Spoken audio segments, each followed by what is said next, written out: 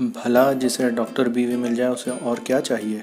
समझ लीजिए कि सारी उम्र के लिए तंदुरुस्ती का सर्टिफिकेट मिल गया।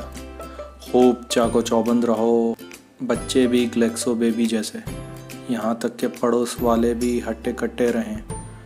वैसे ज़रा सा सीने में दर्द हो जाए तो आदमी फ़ौरन वहम का शिकार हो जाता है, कहीं नमूनिया तो नहीं हो रहा, सारी रात नींद नहीं आती।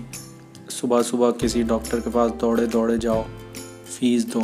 अगर वो हंसकर कह दे कि सीना बिल्कुल साफ़ है, गालिबन आप वहमी मालूम होते हैं, तो मारे शर्म के ज़मीन में गड़ते जाओ। और अगर बीवी डॉक्टर हो तो वल्लाह इसी वक्त रबड़ की नलकी लगाकर सीना देख ले और उंगलियों से ठोक बजाकर 1 2 3 और फिर 99 कहलवा कर मिनटों में मुलाहिजा कर ले।